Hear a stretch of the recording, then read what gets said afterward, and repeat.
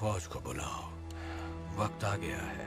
दुश्मन हम पर हमला करने वाला है। तुम में से कौन मेरे साथ मिलकर ये जंग लड़ेगा? मैं सावरॉन के लिए वफादार रहने की शपथ लेता हूँ।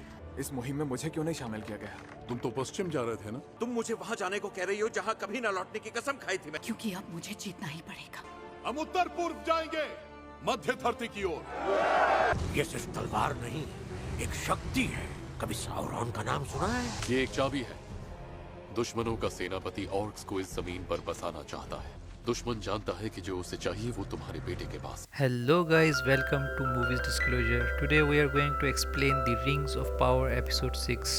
एपिसोड 6 में पितृदेव ऑर्क्स की आर्मी की सरबराही करता है और एल्फ की हिफाजती मीनार की तरफ बढ़ता है जहां गांव वाले छुपे होते हैं। जब वो अपनी फौज को लेकर मीनार पहुंचता है तो वहां कोई गांव का बंदा नहीं होता क्योंकि अरुंडी और थियो की मां ने इनके लिए जाल बिछाया है। ऑर्क्स वहीं ढूंढ रहे होते हैं। फिर अचानक ऊपर से अरुंडी रस्सियां काट देता है और बाहर का दरवाजा बंद करके सामने बहुत बड़ा पत्थर रख देता है। रस्सियां काटने से मीनार गिरने लगता है और ऑर्क्स इसके नीचे कुचले जाते हैं। ऑर्क्स की फौज की टुकड़ी ज्यादातर खत्म हो जाती है। इससे अरुंडी और गांव वालों को थोड़ा वक्त मिल जाता है और वो फिर से लड़ाई की तैयारी करने लगते हैं। रानी मिरियल के समुद्री जहाज अब सुबह के वक्त मिडिल अर्थ पहुंचने वाले हैं। यहाँ गैलेड्रियल की मुलाकात सियुलदोर कैप्टन के बेटे से होती है, जिस कैप्टन ने गैलेड्रियल को समुद्र से बचाया था और नोमिनोर ले गया था। वो बताता है, सियुलदोर बताता है कि मैं नोमिनोर से दूर जाना चाहता हूँ क्योंकि ये अब पहले जैसा नहीं रहा। तभी कैप्टन वहाँ आता है। सियुलदोर वहाँ से चला जाता है। गैलेड्रियल उसके फादर से पूछती है कि इसकी माँ को क्या हुआ था। वो बस इतना बताता है कि वो डूबकर मर गई थी और वो चला जाता है। रानी मिरियल कैप्टन को दूसरे समुद्री जहाजों को पैगाम भेजने को कहती है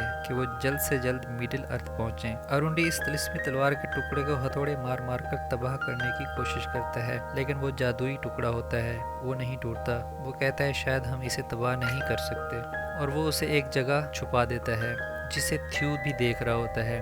अब गांव वाले मिलकर फिर से ऑर्क्स के लिए ट्रैप सेट करने लगते हैं क्योंकि उनकी तादाद और हथियार बहुत कम होते हैं और वो उनका डायरेक्ट मुकाबला नहीं कर सकते। अरुंडी गांव वालों को हिम्मत देता है और समझाता है कि खुद पर यकीन रखो और अपनी धरती के लिए लड़ो। थ्यू की माँ अपने बेटे को कहती है, तुम शराब खाने में बच्चों और औरतों की हिफाजत करो। अरुंडी थ्यून की माँ को एक पौधे का बीज देते हैं और कहता है ये एल्फ का रिवाज है, वो जंग से पहले एक पौधा लगाते हैं। जैसा कि हम जानते हैं ये दोनों एक दूसरे को पसंद करते हैं। रात को सब गाँव वाले घरों की छतों पर तीर कमान उठाकर बैठ जाते हैं। पितृदेव अपनी फौज का लश्कर भेजता है। गांव वाले उन्हें एक ट्रैप में फंसा देते हैं। अरुंडी की फाइट एक बहुत ही ताकतवर ऑर्क के साथ होती है। वो ऑलमोस्ट उसे मारने ही वाला होता है, लेकिन थ्यू की माँ उसे बचा लेती है। वो सारे ऑर्क्स को मार देते हैं और खुशी मनाने लगते हैं। तभी अरुंडी की नजर एक ऑर्क के हेलमेट पर पड़ती है। जब वो उसका हेलमेट उतारता है तो वो उनके गाँव वाले इंसान ही होते हैं। तभी वहाँ पे एक ऑर्क उसे बताता है कि एक चाल तुमने चली थी, अब एक चाल पितृदेव ने चली है। उसने इनके गांव वालों को आगे करके भेजा था ताकि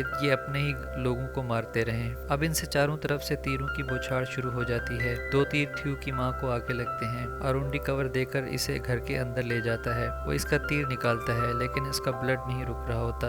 वो एल्फिन के बीज गर्म करके इसके जख्मों को जलते हुए कोयले से बंद कर देता है और वो बेहोश आ जाती है, लेकिन थोड़ी ही देर में उसे होश आ जाता है और सब पूरे गाँव को जला देते हैं और शराब खाने का गेट तोड़ने लगते हैं। दूसरी तरफ महारानी मिरियल की फौजी टुकड़ी भी यहाँ थोड़ी देर में पहुंचने वाली है और दरवाजा तोड़कर अंदर आ जाते हैं। पितृदेव अरुंडी से कहता है, एक छोटी सी चीज के लिए तुमने इतनी जानों को दांव पे लगा दिया। ऑर्क्स एक एक करके गांव वालों को मारने लगते हैं। अरुंडी फिर भी तिलिस्मी टुकड़े का पता नहीं बताता। फिर पुत्रदेव कहता है कि अब अगर तुम नहीं बताओगे तो इस औरत को मार दूंगा। वो थ्यू की माँ की तरफ इशारा करता है। थ्यू अपनी माँ की जान बचाने के लिए बता देता है कि वो टुकड़ा यहाँ नीचे है और वो खुद उसे निकाल कर पितृदेव के हवाले कर देता है। तभी सुबह होने लगती है और रानी की फौज वहां पहुंच जाती है। पितृदेव वो तिलिस्मी टुकड़ा बूढ़े वॉल्डन को देता है जिसे वो लेकर चला जाता है और अब रानी की फौज और गैलेड्रियल ऑर्क्स पर हमला कर देते हैं और सबको मार देते हैं। पितृदेव घोड़ा लेकर वहां से फरार हो जाता है।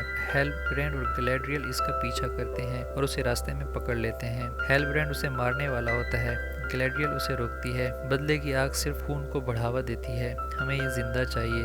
वो उसे बंदी बना लेते हैं।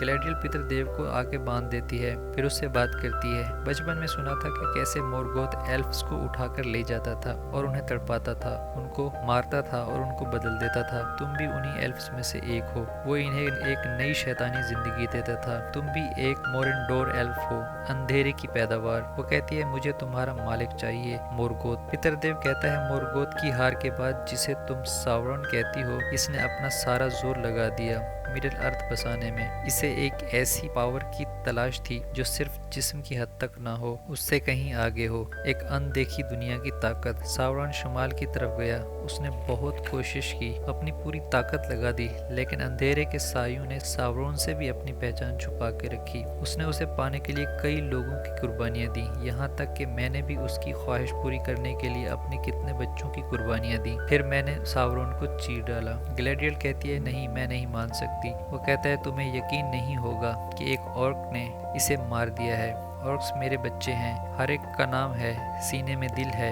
गैलेडियल कहती है इनमें सावरन की हैवानियत छुपी है। पितरदेव कहता है जल्द ही ये जमीन हमारी होगी, हमें भी जीने का हक है। गैलेडियल कहती है नहीं, तुम्हारी पैदाइश ही एक शैतानी फितना था, मुझे चाहे सदियां क्यों न लग जाएं, मैं तुम्हें ऐसा नहीं करने दूंगी। तुम्हारी नस्ल के एक एक फर्द को मैं मार दूंगी और तुम्हें जिंदा रखूंगी ताकि तुम अपनी आंखों से देखो तुम्हारी पूरी शैतानी नस्ल कैसे मिटती है। वो इसे ताना मारता है कि तुम भी सावरन की सोच की मालिक हो। गैलेडियल गुस्से में आ जाती है और उसे मारने लगती है, लेकिन हेलब्रेंड उसे आकर रोकता है और वो अपने गुस्से पर कंट्रोल कर लेती है और हेलब्रेंड का शुक्रिया अदा करती है। हेलब्रेंड को रानी मिरियल बुलाती है। गांव में जश्न का माहौल होता है। आरुंडी थ्यू की माँ को रानी मिरियल से मिलवाता है और रानी का शुक्रिया अदा करती है। रानी कहती है अगर तुम ये जिम्मेदारी नहीं उठा सकती तो मेरे पास तुम्हारे मसले का हल है।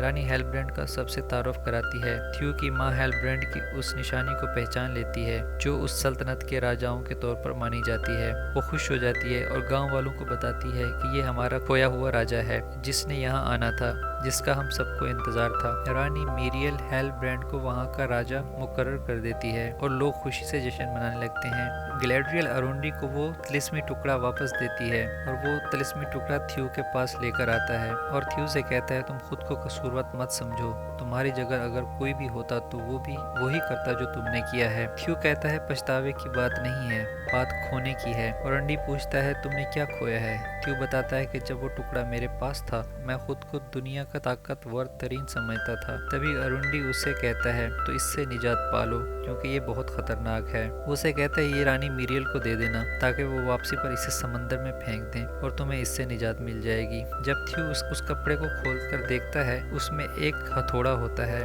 तिलिस्मी टुकड़ा गायब होता है क्योंकि पितरदेव ने वो टुकड़ा पहले ही वाल्ड्रिक को देकर मीनार की तरफ रवाना कर दिया था जहां इस टुकड़े को इस्तेमाल करना होता है। वाल्ड्रिक ये टुकड़ा पानी के एक बहुत बड़े डैम पर चाबी की सूरत में इस्तेमाल करता है जिससे डैम के सारे दरवाजे खुल जाते हैं और पानी तेजी से जमीन की उन सुरंगों में बहने लगता है जो ऑर्क्स इतने लंबे अरसे से खोद रहे थे। सियोल्दोर का घोड़ा खतरे को पहले से भांप लेता है और वो बेकाबू हो जाता है। वो इसे संभालने की कोशिश कर रहा होता है, इतने में उसका फादर कैप्टन आ जाता है और वो घोड़े को शांत कर देता है। वो अपने फादर से पूछता है कि आपने ये कहाँ से सीखा। वो बताता है मैंने तुम्हारी माँ से सीखा। वो कहता है बाबा क्या आप मुझे ये सिखाएंगे। वो अपने बेटे को गले लगाता है। उन दोनों की आपस में नाराजगी खत्म होती है। तभी एक धमाके की आवाज आती है और जमीन से पानी फटने लगता है। दरअसल ऑर्क जो सुरंगें खोद रहे थे वो डैम से एक पूरा सुरंगों का जाल बिछा रहे थे जो सीधा एक लावे के पहाड़ की तरफ जाता है। वहाँ उन सुरंगों से जैसे ही लावे में गिरता है लावे का पहाड़ फट जाता है। वो शिद्दत से आग के गोले पूरे गांव पर बरसाने लगता है और गांव तबाह होने लगता है।